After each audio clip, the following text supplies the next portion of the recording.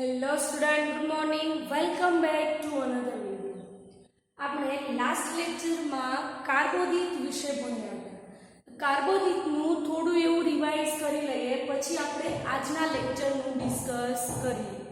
First આપણે જોઈએ તો કાર્બોદિત જે હોય છે તેના મુખ્ય 3 પ્રકાર છે. કયા કયા? તો મોનોસેકેરાઇડ, ડાયસેકેરાઇડ અને ત્રીજું છે પોલીસેકેરાઇડ. હવે મોનોનો મતલબ શું થાય? એક. તો આ એક જ અણુની જો સરળ શૃંખલા હોય તો તેને મોનોસેકેરાઇડ તરીકે ઓળખવામાં આવે છે. ત્યારબાદ ડાયસેકેરાઇડની વાત કરીએ તો ડાયનો મતલબ શું થાય? બે. મતલબ કે બે મોનોસેકેરાઇડ જ્યારે એકબીજા સાથે જોડાય તો તેને ડાયસેકેરાઇડ તરીકે ઓળખવામાં આવે છે. ત્યારબાદ થર્ડ જોઈએ પોલીસેકેરાઇડ. પોલીનો મતલબ શું થાય? ઘણી બધી. ઘણી બધી મતલબ કે બે થી વધુ મોનોસેકેરાઇડ એકબીજા સાથે જોડાય તો તેને પોલીસેકેરાઇડ તરીકે ઓળખવામાં આવે છે. હવે મોનોસેકેરાઇડમાં શું હતું કે એક જ અણુની સરળ શૃંખલા છે. તો આ એક જ અણુની સરળ શૃંખલામાં કાર્બનની સંખ્યા કેટલી છે તેના આધારે ફરીથી 3 પ્રકાર પડે છે. કયા કયા?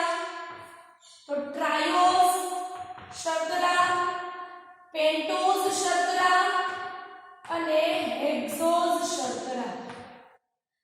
ટ્રાયોઝ નો મતલબ થાય 3, એટલે કે આ જે શર્કરા હોય છે તે 3 કાર્બન વાળી હોય છે. પેન્ટોઝ નો મતલબ થાય 5, એટલે કે આ શર્કરા જે છે તે 5 કાર્બન વાળી છે. અને હેક્સોઝ નો મતલબ થાય 6, મતલબ કે તે 6 કાર્બન વાળી શર્કરા છે. ત્યારબાદ મોનોસેકેરાઇડમાં આપણે જોયું હતું glucose, fructose, galactose, ribose, ribulose આ બધાનો સમાવેશ મોનોસેકેરાઇડમાં થાય છે. ત્યારબાદ ડાયસેકેરાઇડમાં માલ્ટોઝ, લેક્ટોઝ, સુક્રોઝ વગેરેનો સમાવેશ ડાયસેકેરાઇડમાં થાય છે.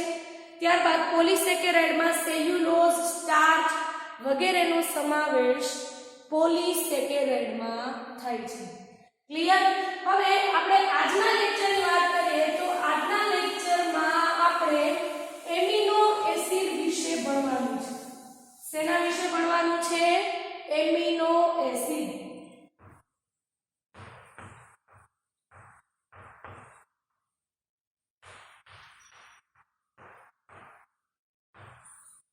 ફર્સ્ટ આપણે જોઈએ તો એમિનો એસિડ શું છે? એમિનો એસિડ એક કાર્બનિક રસાયણ હોય છે. શું હોય છે? એમિનો એસિડ એક કાર્બનિક રસાયણ હોય છે. જેમાં આપણે કાર્બનિક રસાયણની વાત કરીએ તો તેનો એક આ સપોઝ કાર્બન છે. હવે આ એક જ કાર્બન ઉપર એમિનો સમૂહ આવેલો હશે અને એ જ કાર્બન ઉપર એસિડિક સમૂહ આવેલો હોય છે. ફરીથી રિપીટ કરું છું, એમિનો એસિડ એક કાર્બનિક રસાયણ હોય છે. જેમાં આપણે એના કાર્બનની વાત કરીએ તો તેના કાર્બન ઉપર એક જ કાર્બન ઉપર NH2 એટલે કે એમિનો સમૂહ પણ આવેલો હોય છે અને એ જ કાર્બન ઉપર એસિડિક સમૂહ પણ આવેલો હોય છે. ક્લિયર? તો આવી રીતે એમિનો સમૂહ અને એસિડિક સમૂહ એક જ કાર્બન ઉપર આવેલો હોય તો તેને આલ્ફા કાર્બન તરીકે ઓળખવામાં આવે છે. યા તો અન્ય રીતે કહેવું હોય તો તેને આલ્ફા એમિનો એસિડ તરીકે પણ ઓળખવામાં આવે છે. હવે આપણે અહીંયા ટોટલ એક જ કાર્બન ઉપર ટોટલ 2 સમૂહ જોડાયા એ જોયું. એક તો મિથાઇલ સમૂહ અને બીજું જોયું એસિડિક સમૂહ. હજુ આ કાર્બન ઉપર ટોટલ 4 હોય છે એ સમૂહની સંયોજકતા ધરાવે છે. ફરીથી રિપીટ કરું છું, આપણે ટોટલ 2 સમૂહ જોયા. હજુ આ કાર્બન ટોટલ 4 સહસંયોજક સમૂહ ધરાવે છે. તો તેમાં 2 સમૂહની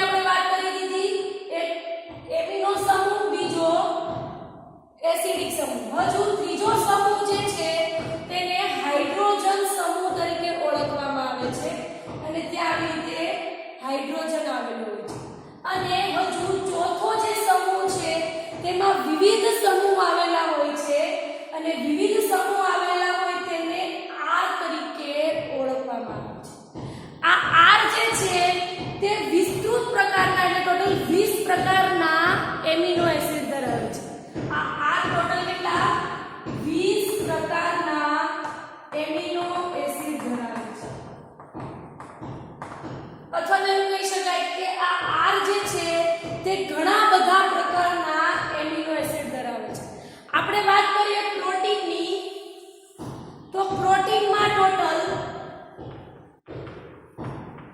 20 પ્રકારના એમિનો એસિડ આવેલા હોય છે.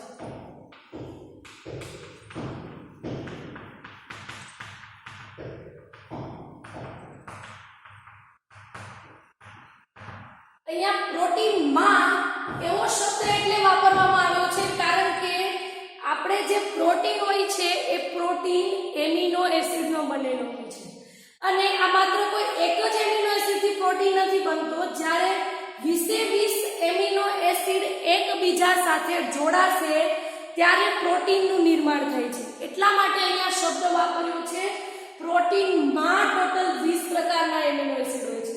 આવી રીતે 20 એમિનો એસિડ એકબીજા સાથે જોડાશે ત્યારે પ્રોટીનનું નિર્માણ થશે. ક્લિયર? હવે આ જે 20 પ્રકારના એમિનો એસિડ હોય છે તેમાં અમુક એમિનો એસિડ એવા હોય છે કે જે હાઇડ્રોજન સમૂહ ધરાવે છે. તો અમુક એમિનો એસિડ એવા પણ હોય છે કે જે મિથાઇલ સમૂહ ધરાવે છે. અમુક એમિનો એસિડ હાઇડ્રોક્સી મિથાઇલ સમૂહ પણ ધરાવે છે. તો અમુક એરોમેટિક સમૂહ પણ ધરાવે છે. તો આપણે જોઈએ કે હાઇડ્રોજન સમૂહ કયો એમિનો એસિડ ધરાવે છે, મિથાઇલ સમૂહ કયો એમિનો એસિડ ધરાવે છે, ત્યારબાદ હાઇડ્રોક્સી મિથાઇલ કયો એમિનો એસિડ ધરાવે છે અને એરોમેટિક પ્રકારના કયા કયા એમિનો એસિડ હોય છે તે જોઈએ. ફર્સ્ટ આપણે જોઈએ હાઇડ્રોજન સમૂહ.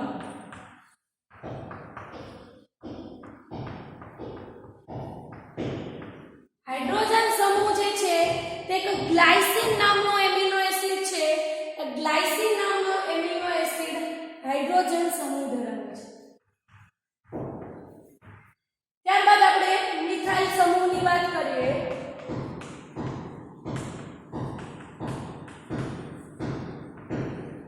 મિથાઇલ સમૂહ જે છે તે એલેનિન નામનો એમિનો એસિડ છે તે મિથાઇલ સમૂહ ધરાવે છે.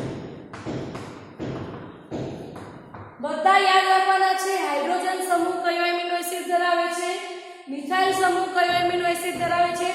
ત્યારબાદ આપણે જોવાનું છે હાઇડ્રોક્સી મિથાઇલ સમૂહ.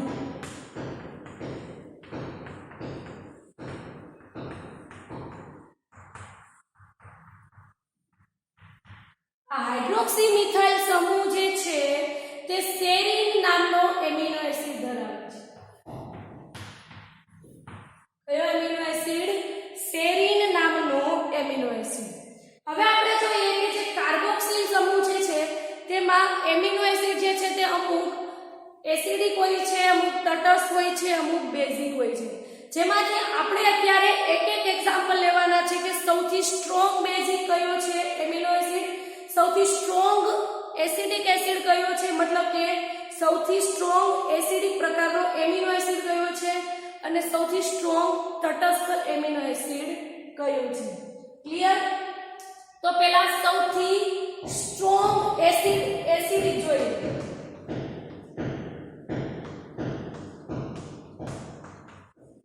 એસિડિક પ્રકારનો તો સૌથી સ્ટ્રોંગ એસિડિક પ્રકારનો એમિનો એસિડ હોય તો તે છે ગ્લુટામિક એસિડ. ગ્લુટામિક એસિડ નામનો એમિનો એસિડ સૌથી સ્ટ્રોંગ એસિડિક એમિનો એસિડ છે. ત્યારબાદ આપણે જોઈએ તો સૌથી બેઝિક ની વાત કરીએ તો સૌથી વધુ બેઝિક જે છે તે લાઇસિન નામનો એમિનો એસિડ છે. અને ત્યારબાદ તટસ્થ એમિનો એસિડ ની વાત કરીએ તો તટસ્થ એમિનો એસિડ વેલાઇન નામનો એમિનો એસિડ છે. જ્યારે આપણે પ્રોટીન્સની થિયરી ચાલશે ત્યારે હું 20 એમિનો એસિડનું કોષ્ટક લખીશ કે એસિડિક પ્રકારના કયા એમિનો એસિડ છે, બેઝિક પ્રકારના કયા છે અને તટસ્થ કયા છે.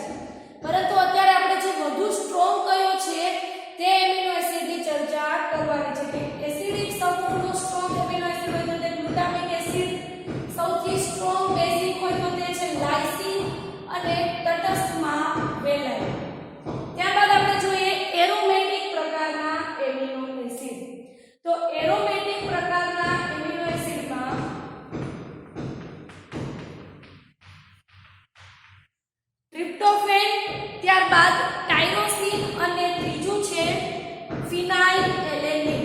કયા કયા? ટ્રિપ્ટોફેન, ત્યારબાદ ફિનાઇલ એલેનિન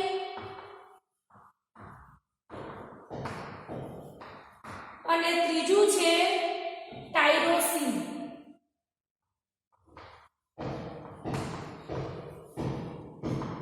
આ થયા એમિનો એસિડ કયા પ્રકારના કયા હોય છે. હજુ આપણે એના સ્ટ્રક્ચર જોવાના બાકી છે. એ પહેલા આપણે થોડું એવું રિવાઇઝ કરી લઈએ, પછી આપણે એના સ્ટ્રક્ચરની વાત કરીએ. તો એમિનો એસિડ એક કાર્બનિક રસાયણ છે જેમાં એક જ કાર્બન ઉપર એમિનો સમૂહ અને એક જ કાર્બન ઉપર એસિડિક સમૂહ આવેલો હોય છે, જેને આલ્ફા કાર્બન કહેવાય છે યા તો આલ્ફા એમિનો એસિડ કહેવાય છે. હજુ આ એક જ કાર્બન ઉપર ટોટલ 4 સહસંયોજકતા આવેલી છે. બેની આપણે વાત કરી દીધી. હજુ એક સાઈડ શું આવેલો હોય છે? હાઇડ્રોજન સમૂહ આવેલો હોય છે. અને ત્યારબાદ હજુ બીજી મતલબ લાસ્ટ વાળો જે છે ત્યાં વિવિધ પ્રકારના સમૂહ આવેલા હોય છે, જેને આપણે R તરીકે ઓળખીએ છીએ. આ R જે છે તે ઘણા બધા એમિનો એસિડ ધરાવે છે. પ્રોટીનમાં ટોટલ 20 પ્રકારના એમિનો એસિડ હોય છે. બરાબર. આ 20 એમિનો એસિડ એકબીજા સાથે જોડાશે અને ત્યારબાદ પ્રોટીન બનશે. હવે આપણે જોવાનું છે કે કયા પ્રકારના એમિનો એસિડ કયું સમૂહ ધરાવે છે. તો હાઇડ્રોજન સમૂહ વાળું ગ્લાયસિન મિથાઇલ સમૂહ એલેનિક નામનો એમિનો એસિડ, હાઇડ્રોક્સી મિથાઇલ સમૂહ સેરીન નામનો એમિનો એસિડ. ત્યારબાદ આપણે જોઈએ કે એસિડિક, બેઝિક અને તટસ્થ પ્રકારના એમિનો એસિડ કયા કયા છે. તો એસિડિકમાં ગ્લુટામિક એસિડ, ત્યારબાદ બેઝિકમાં લાઇસિન, તટસ્થમાં વેલાઇન અને એરોમેટિક પ્રકારના એમિનો એસિડમાં ટ્રિપ્ટોફેન, ફિનાઇલ એલેનિન અને ટાયરોસિનનો સમાવેશ થાય છે. થોડીવાર માટે વિડિયો પોઝ કરું છું, પછી આપણે આગળ જોઈએ.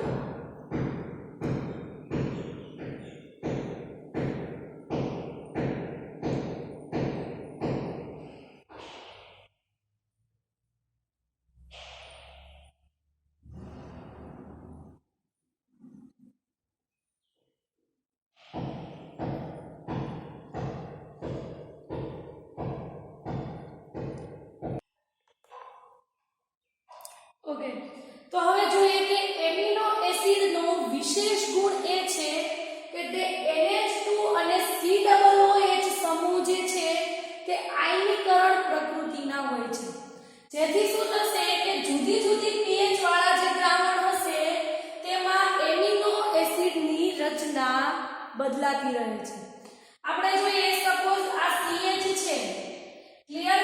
અહીંયા શું આવેલું હોય છે? એક સાઈડ એમિનો સમૂહ આવેલો હોય છે, તો એને આપણે આ રીતે પણ લખી શકીએ. અને બીજી સાઈડ શું આવેલું હોય છે?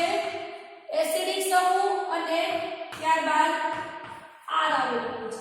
અહીંયા હાઇડ્રોજનને આપણે અહીંયા લખવું હોય તો પણ લખી શકીએ અને C ની સાથે એટલે કે કાર્બનની સાથે લખવું હોય તો પણ લખી શકીએ.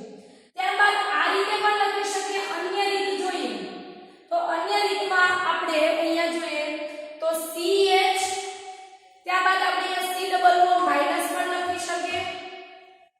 ત્યારબાદ R તો કોમન જ રહેશે અને ત્યારબાદ ત્રીજું છે H3N. હજુ અન્ય રીતે લખવું હોય તો આ રીતે પણ આપણે લખી શકીએ કે CH, અહીંયા R છે, અહીંયા COOH અને H2N. આ રીતે પણ આપણે લખી શકીએ. ક્લિયર. તો આપણે અહીંયા જોઈએ 3 પ્રકારના એમિનો એસિડના સૂત્ર, જેમાં આપણી જે ટેક્સ્ટબુકમાં આપેલી છે એ જ સૂત્ર આપણે ભણીશું. અલગ કોઈ એમિનો એસિડના સૂત્ર એટલે કે જે એના સ્ટ્રક્ચર છે તે આપણે નથી ભણવાનું. તો આપણી ટેક્સ્ટબુકમાં 20 એમિનો એસિડમાંથી ટોટલ 3 પ્રકારના એમિનો એસિડના સ્ટ્રક્ચર આપેલા છે. કયા કયા? તો તેમાં ગ્લાયસિન નામના એમિનો એસિડનું આપેલું છે. ત્યારબાદ બીજું છે તે એલેનિન છે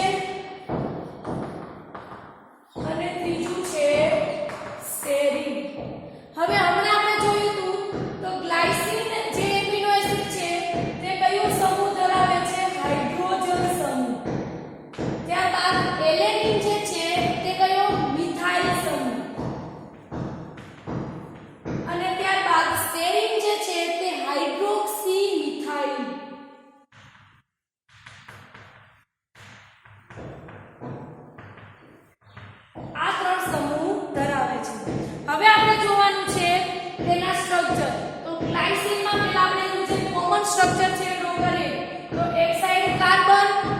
બીજી સાઈડ